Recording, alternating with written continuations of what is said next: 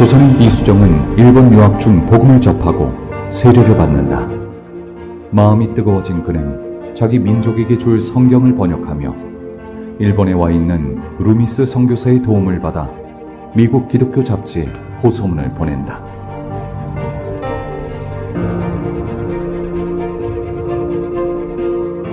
나 이수정은 예수 그리스도의 종으로서 미국에 있는 교회의 형제 자매들에게 문안드립니다.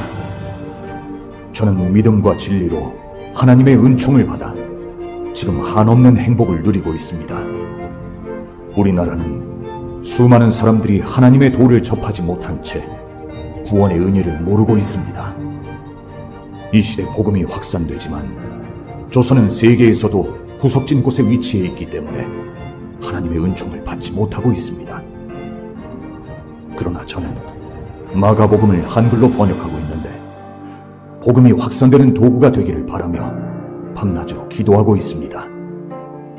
미국은 우리에게 기독교 국가로 알려져 있습니다. 만약 당신들이 우리에게 그 복음을 전해주지 않는다면 다른 나라들이 자기들의 교사를 우리에게 보내주리라고 생각합니다. 그러나 그들이 가르치는 것이 하나님의 뜻과 부합되는 것인지 우려가 됩니다. 제가 아무 힘이 없는 사람이지만 당신들이 선교사를 보내주신다면 최선을 다해 돕겠습니다. 간절히 요청합니다. 당신들이 일본에 누군가를 파송해서 여기서 사역하는 자들과 협력하고 자신의 사역을 준비할 자를 즉시 보내주시기 바랍니다. 저는 이것이 가장 빠르고 안전한 방법이라고 생각합니다. 만일 간청이 받아들여진다면 말할 수 없이 기쁠 것입니다. 예수의 종 이수정. 결국 이 편지가 계기가 되어 언더우드와 아펜젤러 선교사는 조선행을 결심한다. 요코하마와 나가사키를 거쳐 부활절날 제물포항에 첫 발을 딛는다. 하나님의 섭리는 조선에 빛이 들어오는 데 중요한 통로로 일본을 사용하셨다. 저는 이것이 조선 민족이 복음을 받아들일 준비가 되어 있음을 뜻한다고 생각합니다.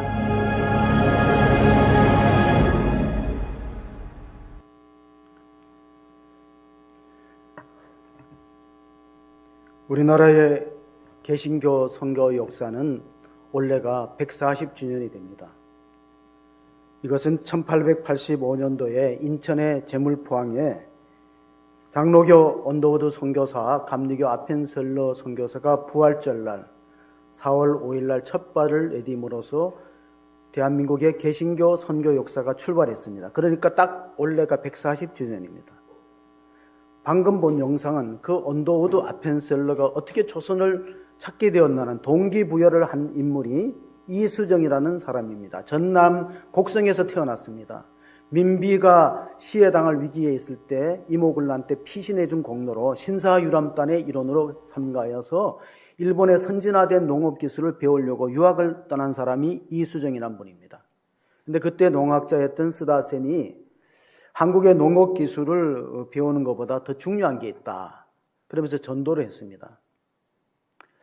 그 이수정이라는 분이 가장 감명 깊었던 게 스다센의 거실의 벽에 붙어있던 마태복음 5장, 우리가 새벽기도 읽었던 심령이 가난한 자는 복이 있나니 천국이 저희 것이며 큰 감명을 받고 질문했습니다. 예수라는 분이 어떤 분이고 또 심령이 가난한 사람이 어떻게 복이 있습니까? 스다센이라는 농학 박사가 설명해 줍니다. 우리는 그동안 유교의 가르침을 받았는데 유교의 가르침은 집안을 비치는 초롱불이라면 예수님의 교훈과 가르침은 온 세상을 비추는 태양빛과 같아. 그리고 조선이 빨리 개화되고 발전하기 위해서는 농업기술보다 더 중요한 게 성경 말씀을 접하고 그리고 예수님을 믿어야 된다. 그런 전도를 받아들이고 1883년도에 세례를 받습니다. 일본 땅에서 조선인으로 세례를 받고 그리고 나서 이제 루미스라는 선교사의 도움을 받고 성경을 번역하는데 그 복음서가 마가복음서입니다. 그리고 그가 성경을 번역하는 과정 속에서 그 세계적인 선교 잡지한테 기고문을 보냈어요. 조선 땅에 선교사가 필요합니다. 빨리 보내주세요. 그 선교하는 기고문을 읽고 감동을 받은 사람들이 왔어요. 알렌 선교사라든가 또 우리 아펜젤로 온도우드 선교사가 왔습니다. 그러므로 우리나라는 개신교 역사에 선교 역사에 유례 없이 선교사가 들어올 때 우리나라 말로 된 성경을 갖고 들은 유일한 국가입니다.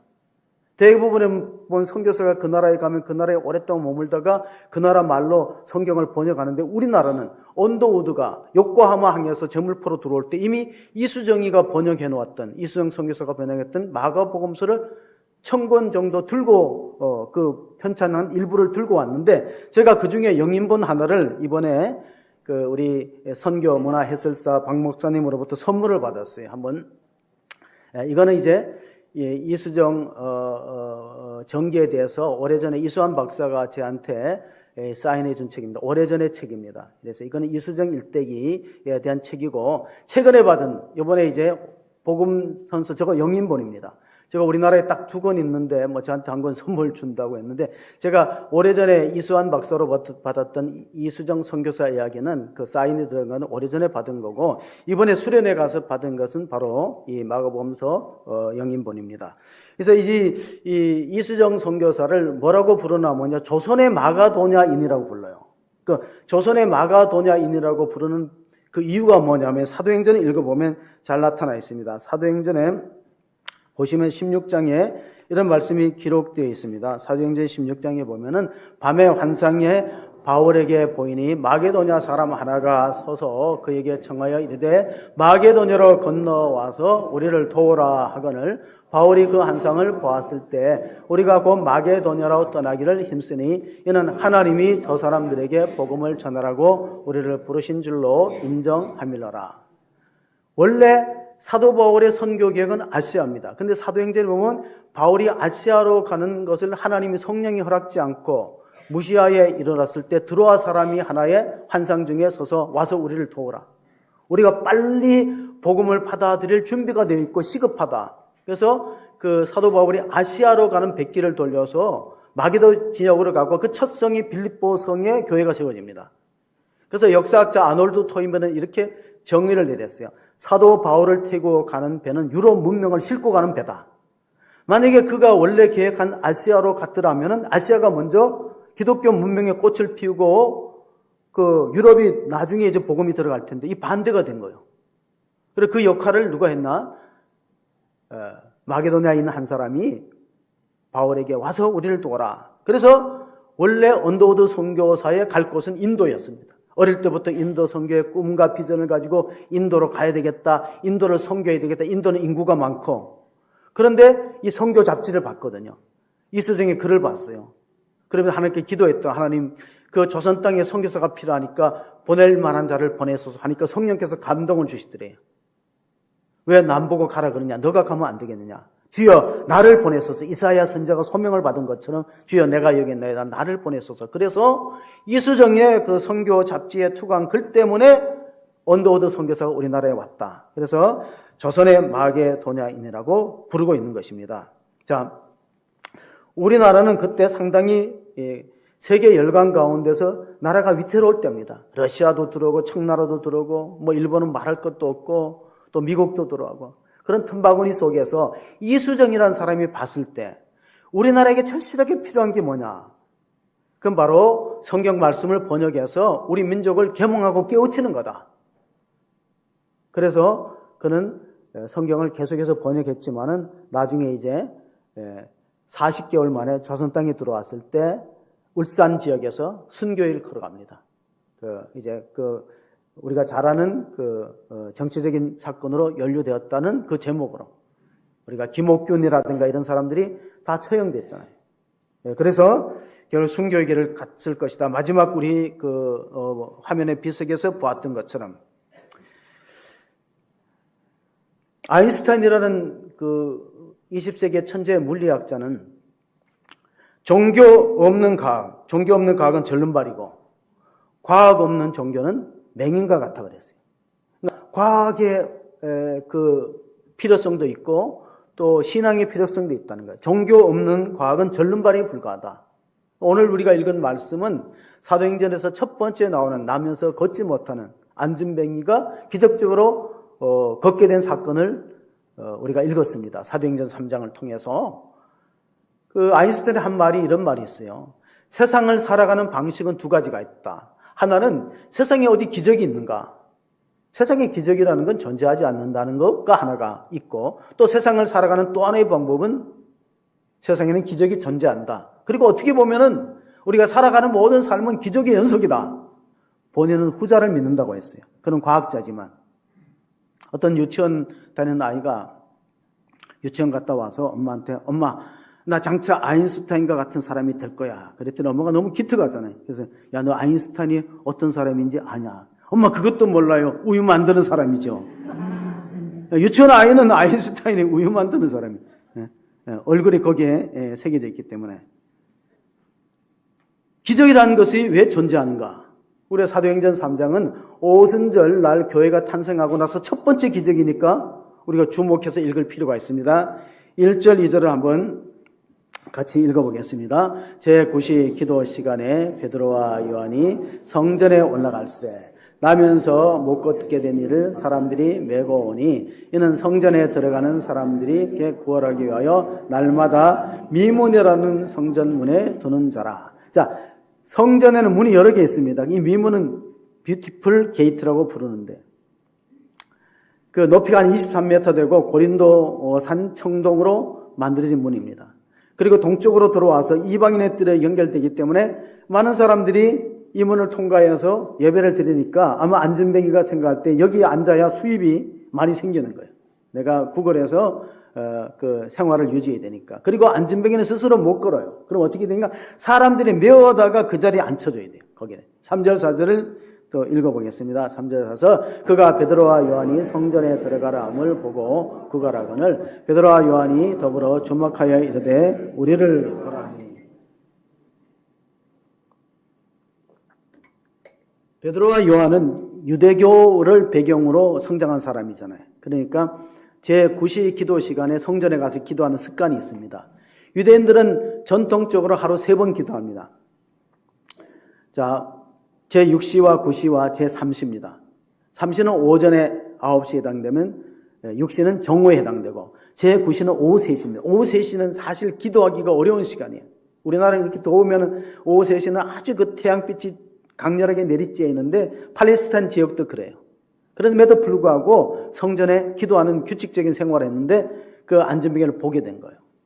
유대인들에게 경건한 사람이라는 건 두 가지 창문이 열려 있어야 돼요. 하나는 하나님을 위한 기도의 창이 열려 있고 또 하나는 이웃을 향한 구제의 창이 열려 있어요. 그런 사람을 경건하다 그러는 거예요. 그러니까 아마 그 성전 미문에서 구걸하는 사람은 믿음이 좋은 사람은 나를 외면하거나 그냥 가지 않을 거다. 왜? 믿음이 좋다는 것은 하나님께만 예배드리는 기도의 창만 있는 게 아니라 이웃의 필요와 어려움을 외면하지 않고 도와줄 수 있는 사람이라 그러니까 베드로와 요한이 들어갈 때 무엇을 보나면 손을 받겠죠. 저 사람들의 손에 무엇이 들려있는가. 5절 6절도 한번 읽어보겠습니다. 그가 그들에게 무엇을 얻을까요? 바라보거늘 베드로가 이르되 은과 금은 내게 없거니와 내게 있는 이것을 내게 주노니 나사렛 예수 그리스도의 이름으로 일어나 걸으라고. 자, 안전뱅이의 기대와는 어긋났어요. 자기는 뭔가 돈이 필요하고 은과 금이 필요한데 베드로는 그게 없다는 거예요. 은과 금은 내게 없거니와 내게 있는 것으로 내게 주니 곧 나사렛 예수 이름으로 일어나 걸으라. 이 말씀은 우리가 불신자에게 줄 수 있는 최대한의 선물은 예수 그리스도의 이름이지 우리가 잠시 조금 도와주는 것은 필요해요. 그러나 그건 궁극적인 해결이 안 되는 거예요. 궁극적으로 모든 문제를 해결해 줄 수 없기 때문에 뭐 한때 이런 말도 있잖아요. 가난은 나라도 구제를 못한다. 이게 뭐 또 하나의 문제가 해결되면 다른 문제가 해결되기 때문에 근본적인 해결은 예수 이름을 줘서 그를 안전뱅이 자리에서 일으키는 거예요. 그리고 나사렛 예수 이름으로 일어나 걸으라고 베드로가 오른손을 잡아 일으키는 장면이 7절 8절에 있습니다. 오른손을 잡아 일으키니 발과 발목에 곧 힘을 얻고 뛰어서서 걸으며 그들과 함께 성전으로 들어가면서 걷기도 하고 뛰기도 하며 하나님을 찬송하니 깜짝 놀랄 기적이 일어났어요. 이 사람은 나이가 40세니까 40년 동안 못 걸었으니까 걸을 생각을 안 하는 거예요. 우리가 장애가 두 가지가 있어요. 태어날 때 장애를 입는 그런 안타까운 우리 이웃도 있고 후천증 장애가 있어요. 건강했는데 교통사고로 다리를 다치거나 또 후천적으로 시력을 잃어버려서 망막 박리증 같은 거로 그런 불행을 겪는 사람이 있어요. 근데 이 사람은 선천적이에요. 그러니까 일어날 생각을 한 번도 안 해본 거예요. 그런데 베드로는 하나님이 하시고자 하면은 안진뱅이도 낫게 되고 소경도 눈을 떼고 심지어는 죽은 자도 살아날 수 있다. 그것이 무엇 때문에 예수의 이름으로 말미암는 기적인 걸 믿으시기 바랍니다. 예수 이름을 주는 거. 우리가 이웃들에게 잠시 뭔가 물질을 주거나 도와주는 거는 임시적인 해결이 될 수 있지만 근본적인 해결은 우리가 예수 이름을 주는 것이다. 이수정 선교사에게 스다센이 전도할 때 조선에 필요한 건 농업기술보다가 중요한 건 복음이다. 하나님 말씀이고 예수의 이름이다. 이렇게 예수의 이름으로 기적이 일어났을 때 사람들이 베드로와 요한을 와 하고 우러러봤을 때 12절에 보면 우리의 개인의 경건과 능력으로 고친 게 아니다. 베드로가 이것을 보고 백성에게 말하되 이스라엘 사람들 이 일을 왜 놀랍게 여기느냐. 우리 개인의 권능과 건견으로 이 사람을 걷게 한 건데 왜 우리를 주목하느냐. 이게 사이비 종교하고 올바른 종교의 차이점이 뭐냐면 사이비 종교는 이런 기적을 행하면요 자기가 다 교주 노릇하고 자기가 영광을 받으려고 해요. 그러나 정상적인 건강한 교회는요 그 하나님께 영광을 돌려요. 어떻게? 내 개인의 경과 능력으로 난 게 아니다. 그럼 무엇으로 나왔느냐? 그게 16절의 말씀인데 읽어봅니다. 그 이름을 믿음으로 그 이름이 너희에 보고 나는 이 사람을 성하게 하였느니 예수로 말미암아 믿음이 너희 모든 사람 앞에서 이같이 완전히 낫게 하였느니라. 아멘. 여러분 우리가 기도할 때 마지막에 무엇으로 기도합니까? 예수의 이름에 권세와 능력이 있는 걸 믿으시기 바랍니다. 그 예수님의 이름을 의지하고 기도해야지. 내가 이번에는 신앙생활을 잘하고 교회를 잘 출석해 했으니 기도가 응답될 것이다. 그는 개인의 경건과 능력이야. 내가 그동안에 좀 신앙생활을 게을리 했으니까 이번에 기도가 응답 안 될 것이다. 그건 인간적인 생각이에요. 예수의 이름으로 권세가 있기 때문에 일으키는 거예요. 우리가 아무리 많은 저축액이 은행에 예금되어 있어도요. 마지막에 무엇을 안 누르면 돈을 못 가져가죠? 비밀? 기도 응답의 비밀번호는 예수의 이름인 걸 믿으시기 바랍니다. 은행이 참 이상한 곳이에요. 내가 돈을 맡겼고 내가 그 맡긴 당사자인데요. 가서 비번을 누르세요. 모르겠는데요. 안 줘요. 한번 해보세요. 안 줘요. 절대 안 줘요. 할머니가 잘 건망증이시면 잊어먹으니까 비번을 못 눌렀어요. 그러니까 은행 직원이 비번을 눌러주세요. 비번 기억 안 나세요?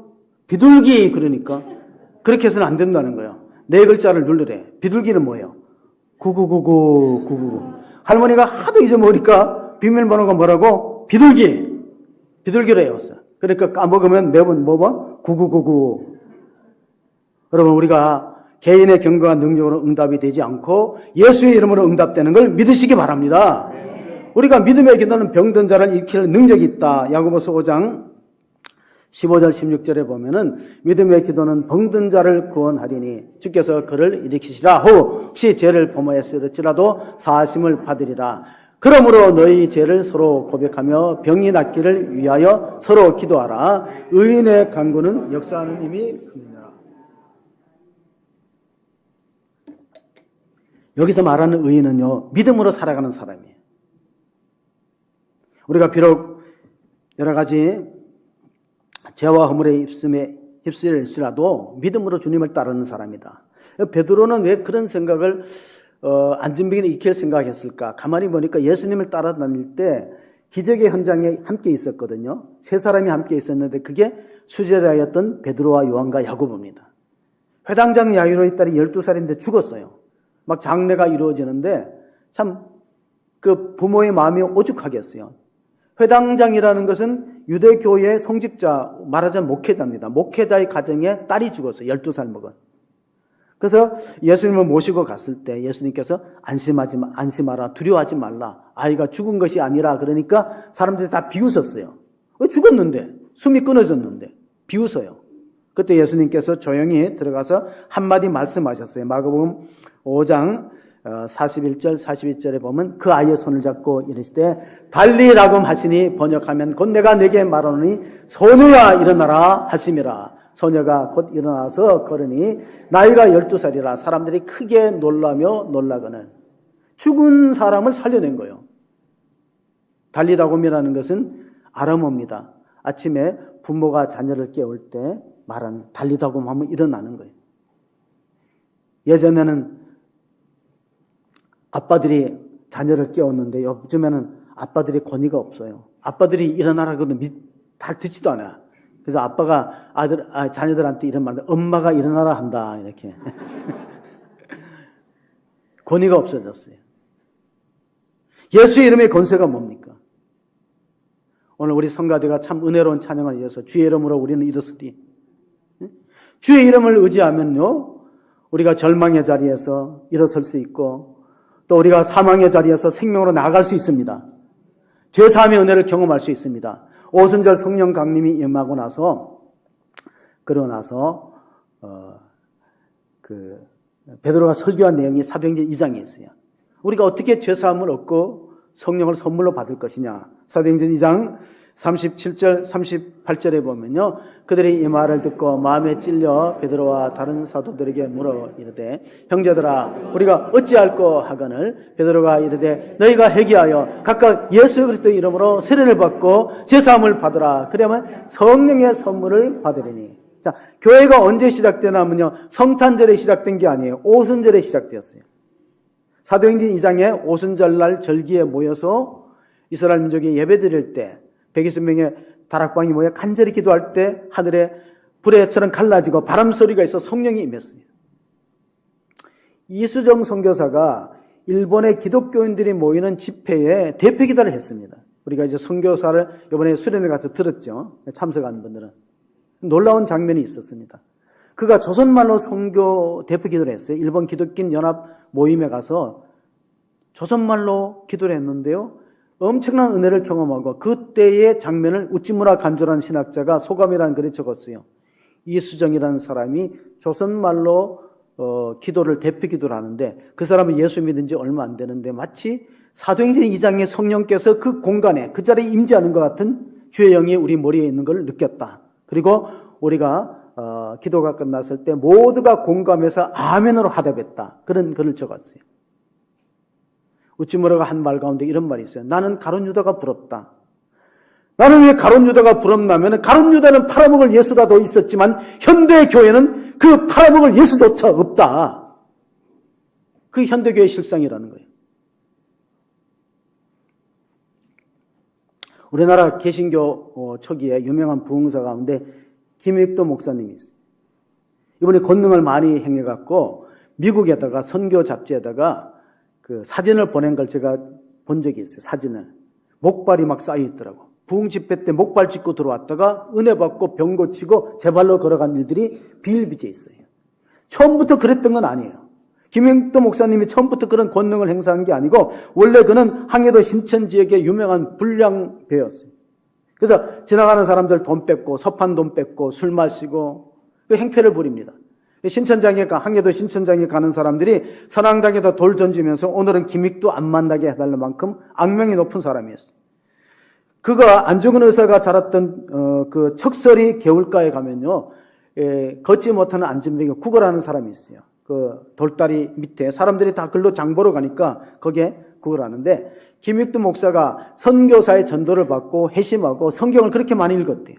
매일 신약 성경 읽고 구약 성경 읽다 보니까 사도행전 2장에 안진뱅이 낳는 사건을 읽고 영감을 받고, 야, 생각해보니까 우리 척설이 마을 저수지 앞에 돌다리에 안진뱅이가 늘 구걸하는데 동냥을 하는데 나도 돈 준 기억이 있는데 그 사람 한번 일으켰으면 좋겠다고 가는데 가서 일으키려고 보니까 사람들이 신경을 써요. 내가 나사렛 예수 이름으로 일어나 걸어라도 못 걸으면 얼마나 망신이야.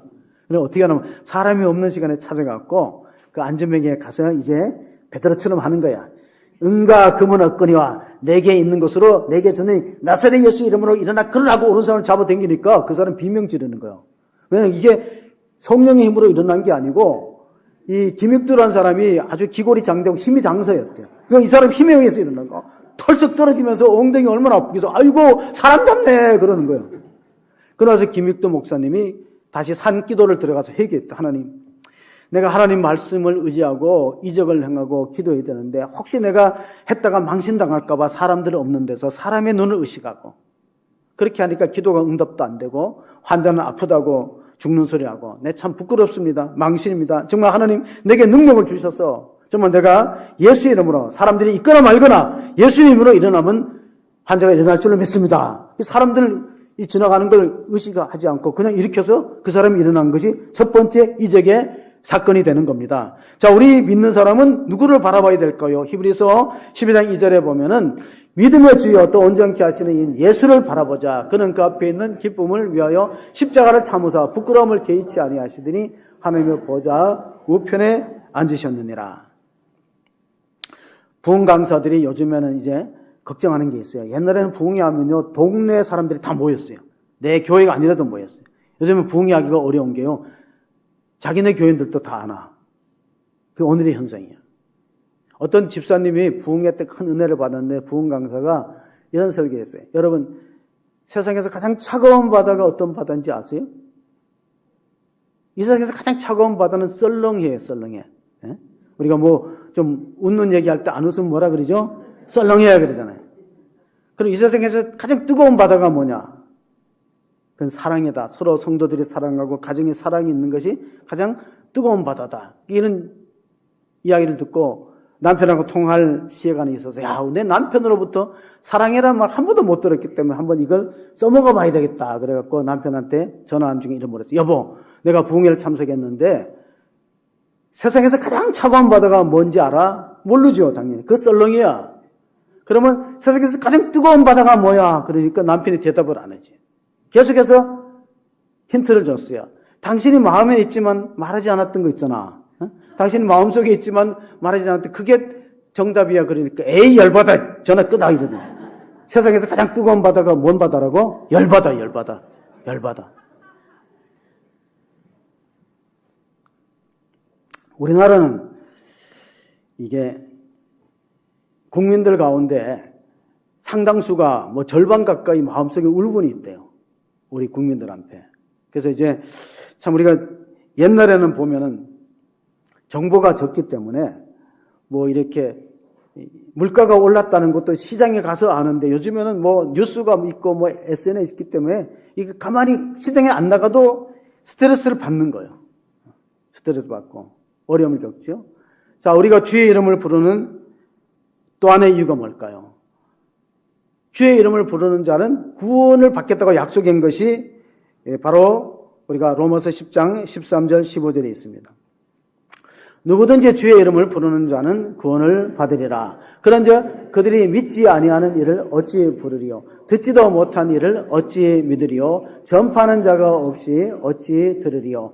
보내심을 받지 아니하면 어찌 전파리요? 기록된 바 아름답도다 좋은 소식을 전하는 자들의 발이여 함과 같으니라.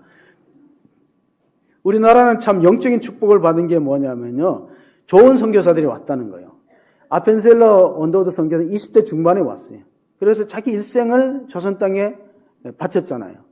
우리가 호남신학대학교를 가고 선교지를 이번에 답서해서 참 그쪽에도 보면은 우리가 기도하는 7명, 정말 하나님 위해서 헌신되고 충성한 7명이 와서 우리 호남 지역에 선교했다는 기록을 우리가 보고 또 그 무덤을 찾아보고, 서울에는 양화진이 이제 선교사의 묘역이라면 호남 쪽에 그 이남 쪽에는 양림동이 선교사들의 묘지가 있는 곳이에요. 그러면 우리가 이렇게 생각할 필요가 있어요. 교회에서 지도자를 뽑는다는 생각을 내려놓으셔야 돼요. 하나님이 보내주시는 거예요. 우리가 사람을 어떻게 찾을 수 있겠습니까? 하나님이 보내주셔야지. 그래서 키어르케고라는 덴마크의 철학자는 내 발에 박힌 가시 때문에 내가 멀쩡한 사람보다 높이 뛴다는 말을 했어요. 우리가 코로나로 인해서 예배 드리기 어려운 그런 시간들을 한 3년간 보냈어요. 마치 우리 발에 가시가 박힌 것처럼. 그러나 그것이 오히려 우리 교회를 연단시키고, 어떻게 보면은 우리 교단이 그 교인 수는 줄었지만 더 알곡 신자가 남지 않았는가, 그런 면으로 우리가 해석해 볼 수 있습니다. 지난해 통계입니다. 제가 이제 기독교 신문을 보니까 지난해 통계에 우리 통합 측에 100명 이하의 교회가 72.4%, 우리 통합 측 교회가 전 성도가 220만이 못 됩니다. 그러니까 많이 코로나보다 많이 감소된 것은 사실입니다. 100명 이하의 교회가 72.4%, 교인이 30명 못 되는 교회가 41%. 그러니까 우리 통합적 교회 10개 가운데 4개는요, 교인이 30명이 안 된다는 거예요. 그러면 100명에서 300명 중소형 교회는 15.7%, 우리 교회는 여기에 속합니다. 그리고 그 이상의 교회는, 그 이상 300명이 넘는 교회는 3.8%에 불과하니까 지금 우리 코로나 이후에 한국 교회가 많이 축소되었다는 통계치를 알 수 있습니다. 그러나 그게 중요한 게 아니에요. 그 교회가 통계에 의존하지 말고 하나님의 아들 예수님의 이름을 의존할 때 다시 일어설 그런 부흥의 능력을 얻는 교회가 될 수 있습니다. 우리가 그러므로 이번 작년 수련부에 갔을 때 읽었던 말씀이 에베소서 4장 1절 3절입니다. 어떤 교회가 될 거냐?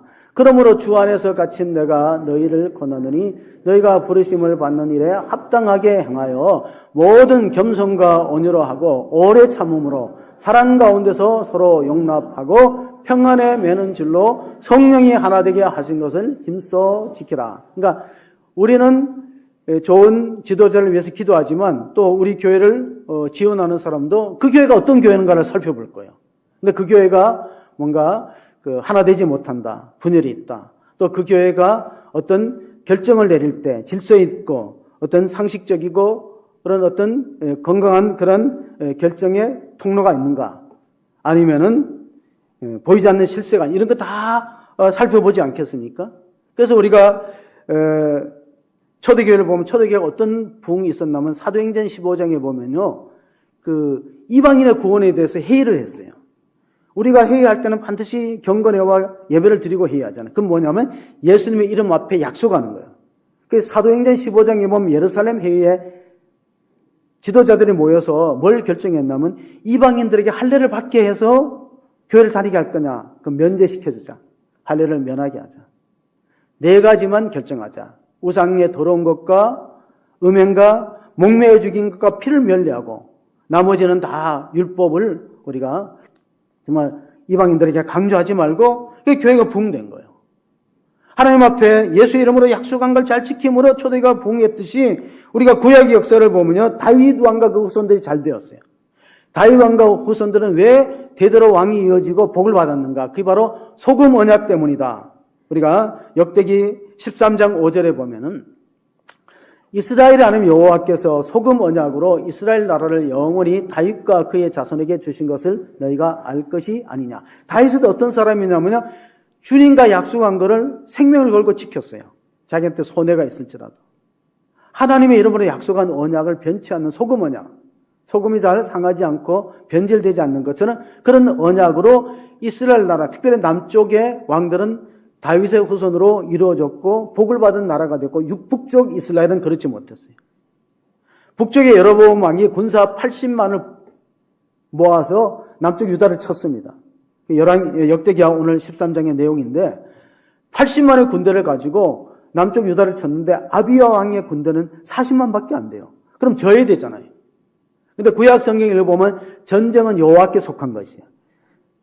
그 이스라엘 민족의 승리의 이유를 이렇게 적었어요. 이스라엘 민족은 하나님의 언약의 신실한 공동체다.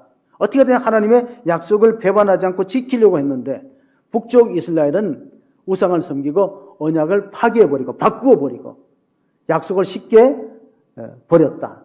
그래서 결국은 북쪽이 지게 됩니다. 자, 지금 우리나라는 2가지 큰 문제가 걸려있죠. 하나는 먹고 사는 문제입니다. 또 하나는 죽고 사는 문제예요. 관세협정은 먹고 사는 문제예요. 안보는 죽고 사는 문제예요. 지금 서서히 미군이 철수합니다. 그리고 신대 에치슨 라인이 그어질 위험성이 있어요. 그게 뭐냐면 6.25 전쟁이 발발하게 된 근본적인 원인이 에치슨 라인입니다. 한국을 극동 방위선에서 제외시켰어요. 그러므로 북한이 오판한 거죠. 이제 미국은 중국을 방어하는 데 주력하고 한반도가 조금 소외될 가능성이 있기 때문에 하는 말이에요. 사람은 언제 행복을 느끼냐면 안전해야 됩니다. 구속당하지 않고 괴로움이 없고 그리고 건강할 때 동물들을 보면은 이 자유가 왜 그렇게 중요하냐. 자유는 공짜가 아니다. Freedom is not free. 8월 달에도 우리가 강복절이 있는데 자유를 지키기 위해서 얼마나 많은 사람이 이 땅에 피를 흘렸습니까?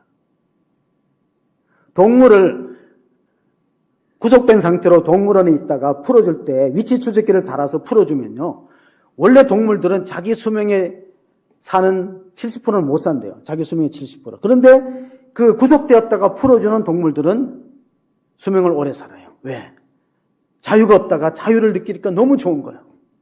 그동안은 동물원에 갇혀서 주는 먹이를 받아 먹다가 이제 자기가 마음껏 뛰어다니면서 상가들을 다니면서 사냥해서 먹으니까 오늘 사도 바울이 에베소와 빌립보 교회에 편지를 보냈습니다. 에베소서 4장을 우리가 읽었고 빌립보서 2장 9절 11절 읽어보시면은요. 이러므로 하나님이 그를 지극히 높여 모든 이름 위에 뛰어난 이름을 주사 하늘에 있는 자들과 땅에 있는 자들과 땅 아래에 있는 자들로 모든 무릎을 예수의 이름에 꿇게 하시고 모든 입으로 예수 그리스도를 주라 시인하여 하나님 아버지께 영광을 돌리게 하셨느니라. 자, 예수님은 하나님께 복종하고 교회는 그리스도의 머리 앞에서 순종하는 때 하나님이 그 공동체를 높여주신다. 예수의 이름으로 높여주신다는 사실을 보면서 우리는 알게 모르게 5가지 감옥에 갇혀있다. 영국의 작가 가운데 G. 엘리어트가 인간이 창설 없는 감옥에 5개 갇혀있는데 첫 번째 감옥이 뭐냐면요. 자기애라는 자기 사랑의 감옥이에요. 자기가 모든 것을 주관하고 결정해야 돼요. 자기 중심적으로 살아가는 그 이기심의 감옥에 갇혀있다. 그렇게 말하고 두 번째 감옥은 근심 걱정이에요. 뭔가 이렇게 근심 걱정이 많아요. 스트레스가 얼마나 건강을 해치는가 하는 것은 뭐 더 이상 말할 필요도 없고 세 번째가 뭐냐면 과거라는 감옥에 갇혀 있어요. 과거를 추적하고 과거의 죄를 파헤치고 과거를 수색하고 이러다 보면 미래를 놓칩니다. 우리 교회의 미래 비전을 우리 나라의 미래의 비전을 놓쳐요.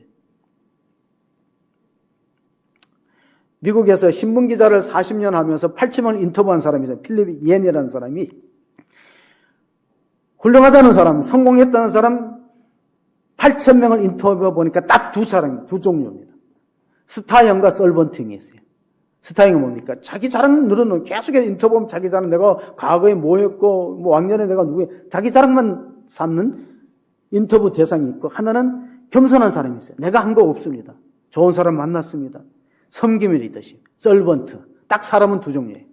예수님의 리더십은 썰번트, 종의 리더십, 섬김의 리더십이고 이수정 선교사가 조선을 생각할 때 정말 우리나라는 정말 뭐가 필요한가? 예수의 이름이 절실하게 필요하다는 그 섬김의 리더십을 가지고 성경을 번역했다는 사실입니다. 네 번째는 선망의 감옥입니다. 남의 떡이 커 보인다는 속담처럼 다른 사람들께 다 좋아 보여요. 심지어는 교회도 남의 교회가 좋아 보여요.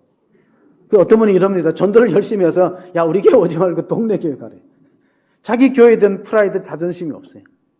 우리 교회는 다른 교회보다 못하다. 그러니까 전도를 해놓고 야 우리 교회 오지 말고 다른 교회라. 그게 뭐냐? 선망의 감옥이에요. 남의 자녀들은 훌륭해 보이고 남의 남편은 좋아 보이고 자꾸 우리는 너무 자기 교회에 대한 그런 자긍심이 없어요. 여러분 교회가 부흥되고 성장하려면요 그 교회 목회자를 자랑하고 성도를 자랑하고 그리고 우리 교회에 대한 자긍심이 필요합니다. 마지막으로는 증오의 감옥입니다. 남을 미워해요. 원망하고 막 심지어는 소리 없는 총이 있으면 죽이고 싶어. 저는 우리나라에 총기가 소지된다면 사고가 많이 일어나려고 생각해요. 네. 왜냐하면 총이 없으면 사제총이라도 만들어서 쏘잖아. 근데 만약에 총기를 자유화해 보세요. 얼마나 많이 죽을까? 남편들 많이 죽을 것 같아. 네. 네. 웃는 사람은 공감하시는 것 같아요. 5가지 감옥에서 풀려나야 됩니다. 어떻게? 우리가 칭찬하는 문화가 정착되어야 됩니다. 끝으로 읽을 말씀이 오늘 본문의 사도행전 3장 9절 10절입니다. 마지막 절에 보면은 그 모든 사람들이 나와서 사도행전 3장 9절 10절에 안전명이가 나은 걸 보고 하나님을 영광을 돌리고 깜짝 놀랐더라. 그러므로 우리가 모든 백성이 걷는 것과 하나님을 찬송함을 보고 그가 본래 성전 미문에 앉아 구걸하는 사람인 줄 알고 그에게 일어난 일로 인하여 심히 놀랍게 여기며 놀라리라. 그러므로 기적의 목적은 뭐냐면 그 당사자를 불쌍히 여기는 것과 또 하나는 전도의 목적이 있다는 것, 선교의 목적이 있다는 걸 알아야 됩니다. 왜냐하면 이런 걸 통해서 예수 이름에 능력이 있구나, 건세가 있구나. 그럼 우리가 예수를 믿어야지. 제가 뉴스를 보니까 우리나라 1세대 산악인 허영호 대장이요, 담담으로 8월 1일 날 이제 한양대에 장례식장에 장례가 나갔잖아요. 이분은요, 세계 극점을 정복했어요. 남극점, 북극점, 겨울 에베레스트 산이 8848입니다. 8848m. 그 겨울에 등반하기 어려워요. 왜냐면 겨울에 등반하면은 갑자기 지형이 바뀌거나 눈사태가 일어나거나 또는 일조량이 작고 아주 혹하네. 근데 겨울 등반을 성공했어요. 7대륙을 올라갔고 3극정을 정복했던 허영호 대장이 극복하지 못한 게 뭐야? 암이거든. 그래서 내가 속으로 생각했어요. 산보다 암이 더 무섭구나. 정복하기 어렵구나. 산보다 암이. 그분이 체력이 얼마나 강하냐면 북한산 달리기 할 때 30kg 쌀가마니 메고 1등으로 주판 사람이에요. 강철 체력입니다. 그런데도 그렇게 3극점을 정복하고 그리고 7개의 대륙을 정복했던 허영호 대장 1세대 산악인도 이 담담에 의해서 생명을 잃는 걸 보면서 정말 우리가 정복해야 될 게 뭐냐. 내 힘으로 안 되는구나. 마가복음 끝에 보면 예수님께서 부활하셔서 이렇게 말했어요. 누구든지 내 이름으로 귀신을 쫓아내며 새 방언을 말하며 병든 자에게 손을 얹어서 나으리라. 인간의 힘은 한계가 있는 거예요. 아무리 내가 체력이 강하도 예수의 이름을 의지하지 않고 내 힘으로 하려고 해보면 그러면 한계에 도달해요. 뱀을 집어 올리며 무슨 독을 마실지라도 해를 받지 않는다. 요한계시록 22장 3절에 보시면은 장차 우리가 구원받을 때 다시 저주가 없으며 하나님과 그 어린 양의 보좌가 그 가운데 있으리니 그의 종들이 그를 섬기며 그의 얼굴을 볼 터이니 그의 이름도 그들의 이마에 있으리라. 누구의 이름이? 예수의 이름이 우리 이마에 있을 때 우리가 구원받았다는 표시가 됩니다. 성도는 예수님의 이름을 의지하고 일어서는 사람이에요. 주의 이름으로 일어서리. 예수의 이름은 비밀이 있고 권세가 있기 때문에 그렇습니다. 초대교회가 313년에 기독교가 공인되기까지는 변변한 건물이 없었어요.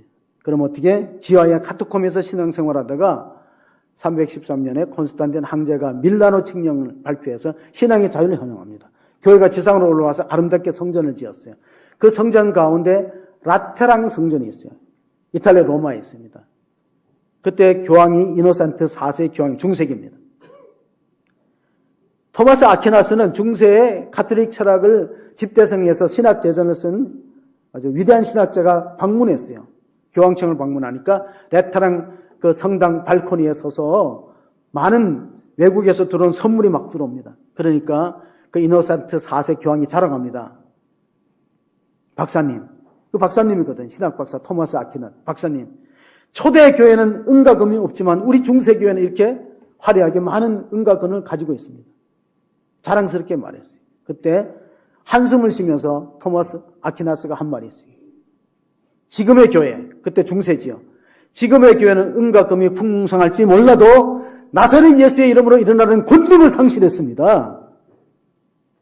이름의 권세를 의지하고 그 이름의 능력과 기적을 경험하는 그게 없는 교회, 그런 교회가 되고 말았다는 겁니다.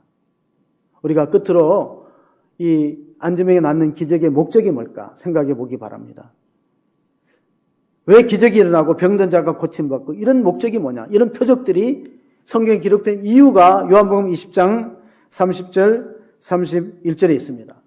예수께서 다른 제자들 앞에서 이 책에 기록되지 않은 다른 표정도 많이 행하셨으나 오직 이것을 기록하면 너희로 예수께서 하나님의 아들 그리스도이심을 믿게 하려 하며 또 너희로 믿고 그 이름을 힘입어 생명을 얻게 하려 함이니라. 자, 모든 기적의 이유는 당시의 병을 고쳐서 건강을 회복했다는 좋은 점도 있지만 또 하나는 궁극적으로 영생과 구원을 얻는 것이다. 선교적 목적이 있다는 것을 아시고 우리 호수중앙교회는 은과 금이 부족할지라도 영혼을 사랑할 줄 아는 교회, 생명을 살리는 일이고 교회를 세워나가는 일에 우리 자신을 헌신할 수 있는 아름다운 신앙 공동체가 되시기를 주의 이름으로 간절히 축원합니다. 그러하시고 은혜로우신 하나님 아버지, 우리가 예수의 이름을 의지하고 일어설 수 있는 교회가 되기를 원합니다. 은과 금은 부족하고 여러 가지 외형적으로 우리 교회가 화려하지 못할지라도 하나님의 이름을 의지하고 예배하는 공동체, 하나님의 언약에 신실한 공동체, 약속한 것을 이행하려고 하는 다윗과 같은 그런 믿음을 갖는 일꾼들이 되게 하여 주시고, 또 더 나아가서는 우리가 하나님 아버지 예수의 이름으로 병든 자를 일으키고 죽어가는 생명을 살리는 일에, 영혼 구하는 일에 집중하는 교회가 되게 하여 주옵소서. 오늘 베드로와 요한이 안진매를 고치고 그로 인해서 많은 선교 열매를 거두었던 것처럼 우리 교회의 아픈 분들이 빨리 치유되고 회복되어서 하나님이 고쳐주셨다, 예수 이름의 능력이 나를 온전케 했다는 그런 간증들이 있는 교회가 되게 하여 주옵소서. 우리 구주 예수 그리스도 이름으로 기도하옵나이다. 아멘.